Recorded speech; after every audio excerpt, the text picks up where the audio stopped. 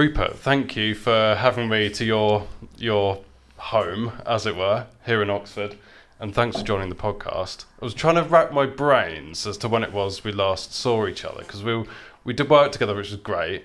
I think it was just as all the COVID madness. I think it was about then. It was when, the madness, the chaos kicked off, and it was a bit chaotic, to say the least, for all of us, for everyone. But it was slap bang in the crucial part of our ski season, so it was extra chaotic. It was firefighting on a level that had never been experienced before. Yeah, I can well imagine, and I'm sure we'll come back to that. But let's go right back to the start. So, first off, congratulations on the 25-year business anniversary. Thank you very much. I guess that's it's great to be sitting here discussing the fact that it's 25 years old, and it just means I've now turned 50, and it also shows how old I am and the company is. And it was highlighted this to me just recently when I was talking to one of our new team members who started here, and I was chatting to her, and I said, kind of about how old are you, what have you been doing? And I worked out she wasn't even born when I started the company. I went, oh, hang on, stop. this is no good. But it was a little bit of a sort of a moment of, okay, here we are. I mean, that in itself is a big achievement, particularly if you, I guess, look at everything in between that 25 years. I'm sure it wasn't just like this. But right back, how did you end up founding the Oxford Ski Company? Yeah, it's a good question. I was still trying to work out what I actually wanted to do career-wise, if I'm honest, and I hadn't got to that point. I was doing various different things, and one of those aspects was getting involved working in the ski industry, and I got an understanding of the service industry, and I sort of realised I quite liked the service industry. Right. I've always had a love of the mountains. Growing up, holidays has been up in the northwest of Scotland, so the wild outdoors appeals to me.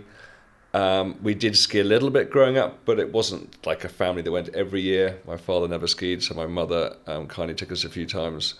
And so I knew it a bit, but I just got to realise I liked the mountains, I love the service industry, and I did like skiing.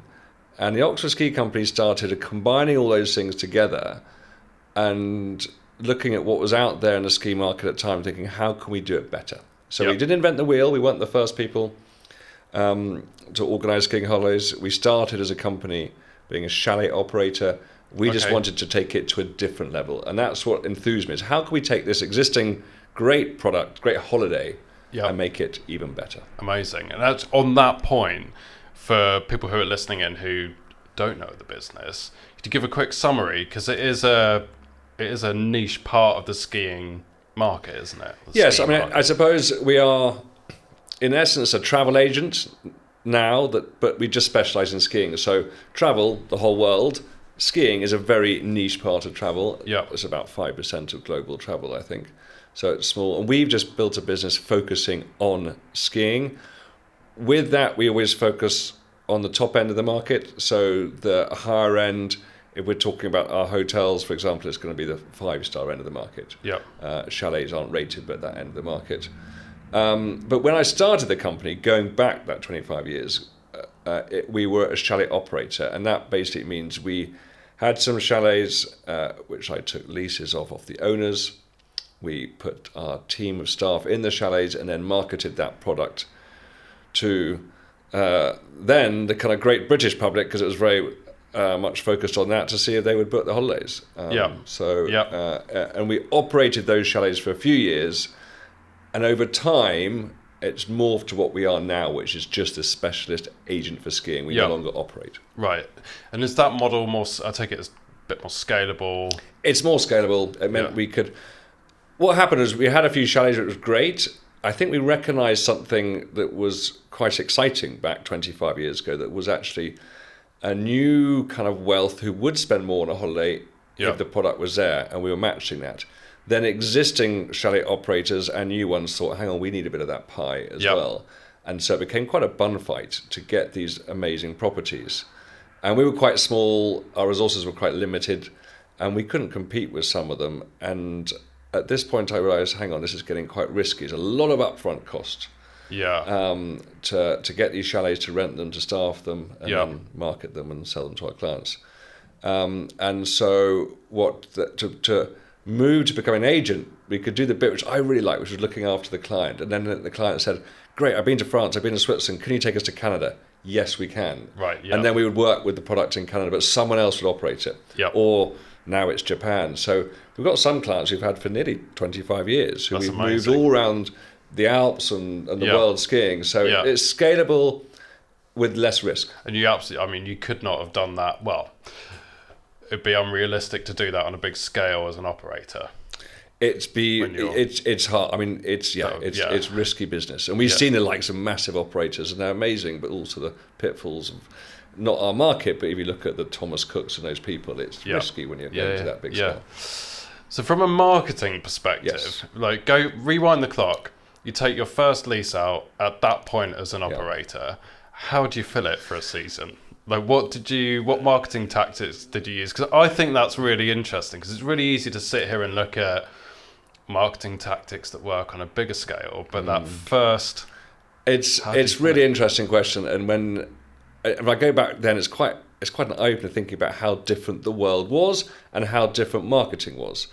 So back then, I basically thought, what do I do? I got this product, I printed a brochure. We don't print brochures anymore, but it was crucial in those days. Everyone printed brochures. And so wanted something more beautiful, a bigger, more beautiful, better brochure. Fine, printing it, but who am I going to send it to? And I literally I used all contacts I'd ever met, whether it was through work or through home or through whatever it might be. I wrote them a letter. This is before most people had emails, don't forget. This is how, it's hard to explain this to the staff who weren't even born when I started the company. They just don't believe this is true. And said, look, this is what I'm doing. This is what I'm going to be doing this winter. This was, say, at this time of year. It was probably in July, I think. That's when I registered the company. And if you think you know someone who might be interested in receiving our brochure, please could you fill in the attached form with their address and details, send it back to me, and I'll post a brochure. And that was my first bit of getting a database and marketing. And, that's amazing. And that started, let's say I had 100 people on that list, and that's how I got to a few hundred. And it was relevant because it was segmented, because there were those friends who phoned up and said, right, just explain more about the product, just so I make sure I give you the right people. There's no point in you wasting postage on the wrong people. Yeah. And that's still so relevant to marketing now. Don't send someone e-news if it's not of interest to them. Yep. So there was that, and I suppose advertising was something we did then. Yeah, so print advertising. The kind of travel sections of broadsheets were Yeah. were quite important. Again, not something we've done for a long time. Yeah. But the bit that was crucial and became such an integral part of the company then and now was the website. Yeah. So literally, websites were just existing. I don't know when they first ever actually got registered or websites existed, but I remember the brochure designer saying, well, you'll need a website, won't you? I was like, yes, I ought to. And we discussed it, and we looked online and searched ski. There was no one on. Ski didn't come up with anything. Wow. Didn't even come up with what skiing was. That's how odd Yeah. it was. So I thought, definitely, let's be the first company to have a ski website. And so made a pretty website, which was probably a carbon copy, give or take, of the Yeah. brochure in those days. But very quickly, we started getting people coming to us from our website. And that was an integral starting point of that Yeah. relationship with marketing Yeah. and Amazing. websites. As But today. I guess the visual element is massively key, because if you go and take a look at the Oxford Ski website now, just the visual element of the properties that you work with is enormous. We're lucky. It's very emotive, that visual element. It Yeah. is, the winter scene, the roaring fire by the chalet, the children having fun. It's very visual, and Yeah. it is that we are permanently talking about. And I think initially we used to talk a lot about skiing, but realised actually over time it was the visual element, the emotion that people wanted to kind of Yeah. understand. And the words, how much do people read? We're all different. Some people love detail, but I think the majority Yeah. don't read that much. The visual, Yeah. if the first impression on that website, on that particular chalet is good, then then you have a sort of Yeah. an opportunity for a new lead. Yeah. And it's something I keep saying to these lovely chalets we represent is, and they spent, big figures, several £1 million perhaps, producing an amazing property. Wonderful, and well done them. And they've done that because they're successful people in life to have made that money. So they're pretty bright, clever people. But sometimes you say, right, now we need to get really good photography. And they go, but that's another bill. And they've just paid a lot of bills. I go, yeah, but it's a few £1,000s to get it really well done. Yeah. And that could be different than booking your chalet over someone else's. Yeah. And now, with videos and, virtual walkthroughs and stuff as well. But it's quite hard to get them to persuade them to spend another bill having just paid, a lot of money to finish their chalet. Yeah. But the visual element's crucial. I imagine, it must be so important. And what do you think is that key difference? 'Cause you're selling a real luxury service and product, which you would market in a very different way if you were at the lower end of the market. Yeah. So I assume you've got things, it's a longer sales cycle. The client needs more consultation in the sale. But what do you think the bigger differences are between if you're marketing kind of at the lower end to the higher end or the top? I think it's a bigger decision to make, so they definitely want to ultimately, having got in touch, and that visual element of something which is clearly high quality, smart, that is just attractive to them. Yeah. It is then communicating with them properly. Yeah. And that is the bit that, people aren't going to click and buy a chalet for tens of thousands of pounds online. At a lower end, they're probably more likely now to book their holiday online because they can put it all together. So I think what's key to us is that service level with the people here. Yeah. With the team. I mean, you've got a great team of people that know the resorts inside out, know the properties inside out, and they want your advice. So we're actually kind of advisors. We sit somewhere between a sort of, in some ways, like a search engine, because we have access to this amazing portfolio of chalets, hotels, apartments, and then with that we have a team of people who are as advisors, and that is that they're coming to us for our advice. Yeah. We invest a lot of time and money for the team to go and see all these properties in person. Mm-hmm. Yes, they get to ski, perk of the job. Why not? There should be some. But they should know, But they want to be able to say, John, the reason why you should choose this chalet over this one, and they might be next door to each other on the road, is because the views are better, or it's a bit quieter, or your access to the slopes a bit better, or you've got lots of tiny children, there's a lot less stairs to go up and down, and there's those sort of elements of us understanding what works and doesn't work. Yeah, like the absolute detail. The absolute detail. Yeah, that's amazing. So what would you say your highlights have been? 25 years in business. Are there any that really stand out? What really stands out? I think if we look at our database of clients over the years, what's exciting is expanded to people from all across the world now. And so I think one highlight is that now we have clients we're dealing with from Brazil, from the US, from the Middle East. That's amazing. From India, Pakistan, the Far East. I mean, from everywhere. And I like the fact that that challenges us with the differences that they need, the cultural differences, the excitement of people from all around the world. Like, yes, great, I'm so pleased I found you. I think that is not saying the British market aren't great and important, but it makes it... That's really cool. And then with that, yes, we've looked after lots of well-known people from various different spheres. But actually, I think ultimately the highlight is making a success of their holiday. It doesn't matter necessarily who they are, whether they're well-known or not.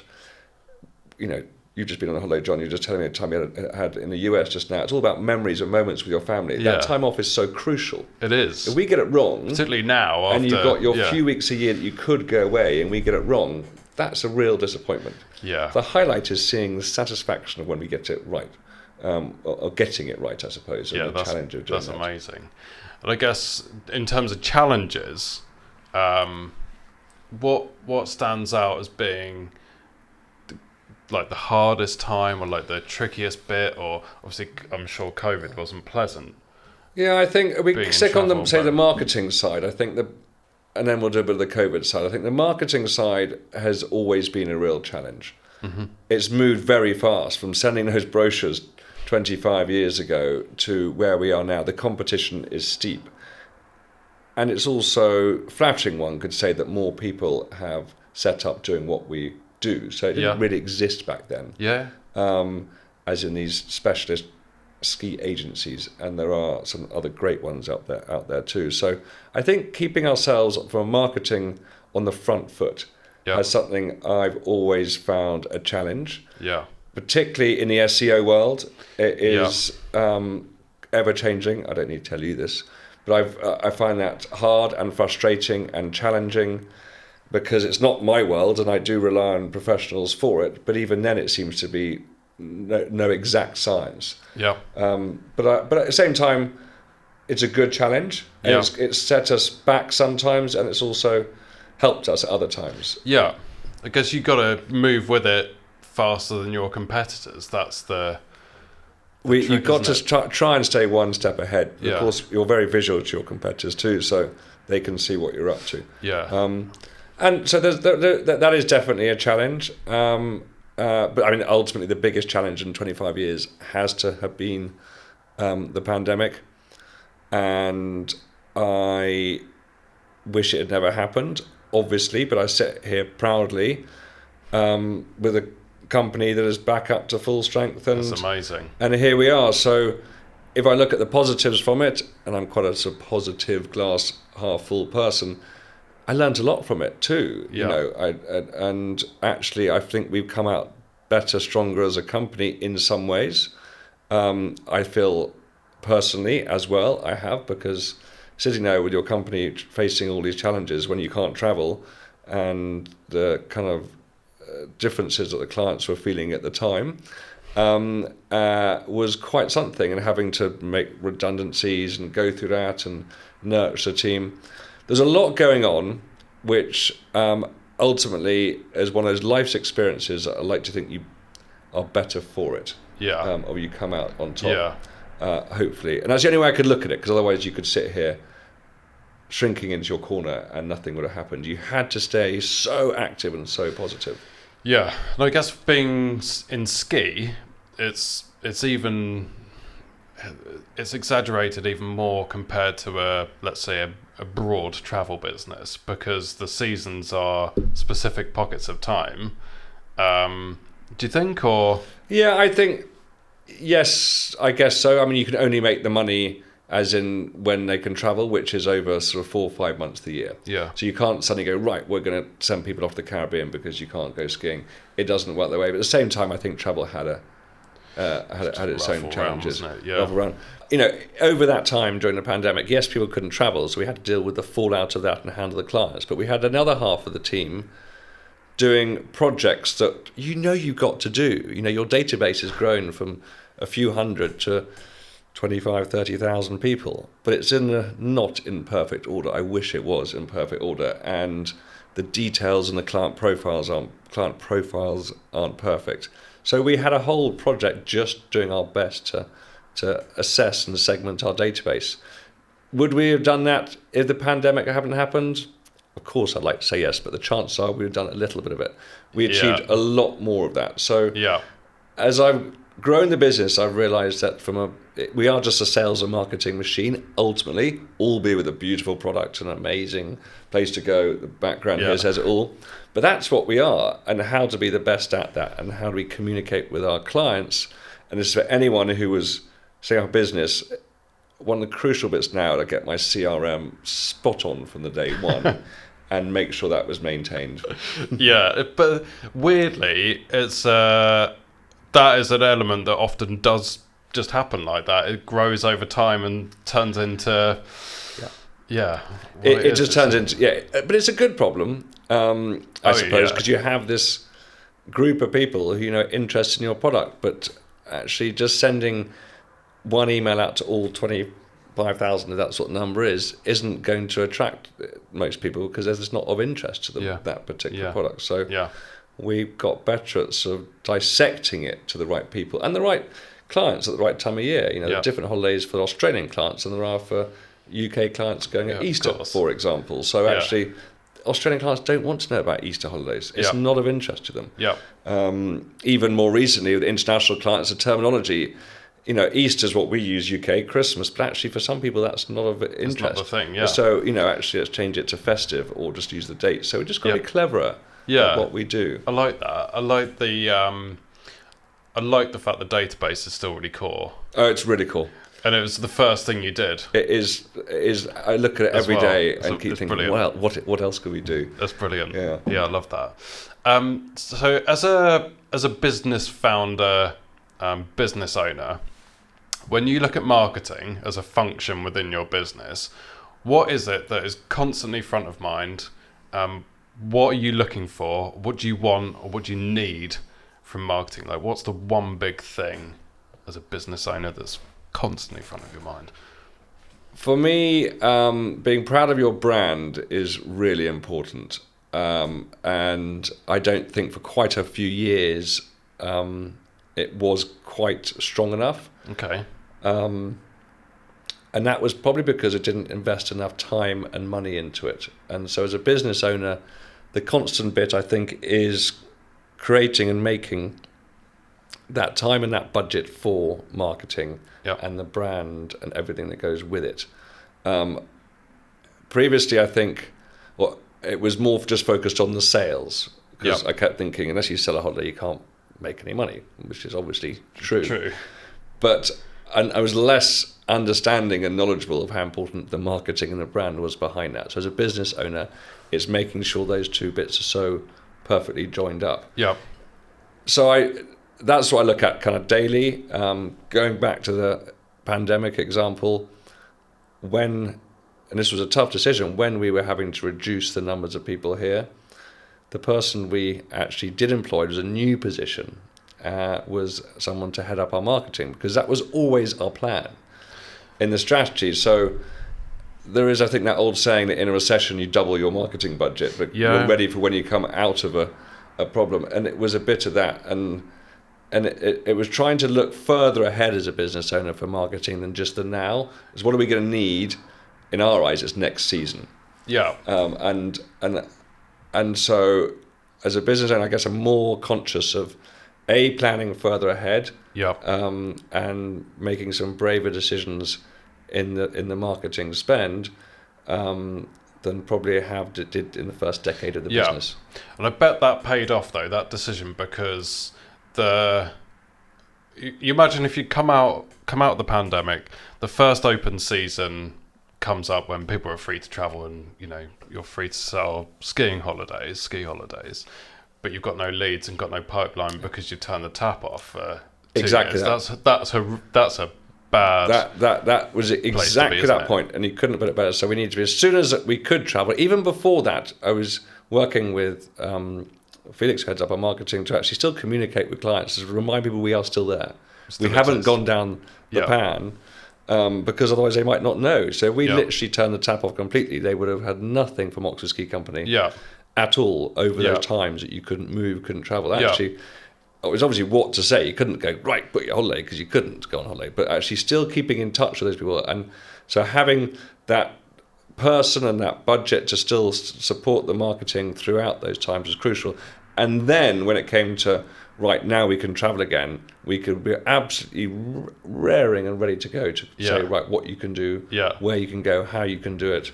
And even more clients are coming to us and then going, right, how now you've got back in touch with us, how do we go about it? Because it doesn't seem to be quite the same as it was, with testing and all those bits. I bet. But I remember a lot of your comms around that time, as things were looking like they were opening up again, was really good. It was really advisory content around, okay, here's the situation here, here's what we think is going to happen. It was I think we were helpful. 25 years as it is now, but then it was obviously a few years less. But having all that experience, that was the time to use that time to actually communicate to people. So because there should be great knowledge and trust and expertise that you gained over that time, and with the team of people here too. So that was a time to really shout about that, and make people realise we weren't just someone sitting in a kitchen with a nice laptop and a pretty website. We actually were a lot more to the business. There's a lot more depth to it, and that definitely paid off. And so that kind of experience helped us definitely. And then kind of with the kind of knowledge and expertise over the sort of years, which the team have built up as well, it kind of paid off. Amazing. Hugely. Yeah. Amazing. So to wrap up, if you could go back 25 years and give yourself one piece of advice, loosely from a marketing perspective, what would that be? I would have, in my business plan, which I don't think I'd share because I'm not sure it would be worth sharing, but if someone was starting a company now, whatever it might be, Yeah. I would straight away have marketing as a kind of title on that, as a budget on that, and whether it was actually employing someone or consulting with someone or mentoring with someone, I don't know, but it would be a really crucial part. Because whatever you've got to sell, you're going to need someone who's going to help. You can do all the talking, which I'm quite good at, perhaps when it comes to selling, but I want someone else to be able to back it up with great branding and great marketing. Yeah, amazing. Well, look, thank you so much for making the time. That was fascinating, and I'm sure people are going to find it really interesting. So thank you so much. John, absolute pleasure. Great to see you, and it's actually lovely to talk about it and have this experience too. Fantastic. All right, thanks so much. Thank you so much for listening. If you enjoyed that episode, please do come and subscribe. Join us for future episodes where we talk about the ins and outs of running paid media and driving improved conversions and revenue for your business. See you next time.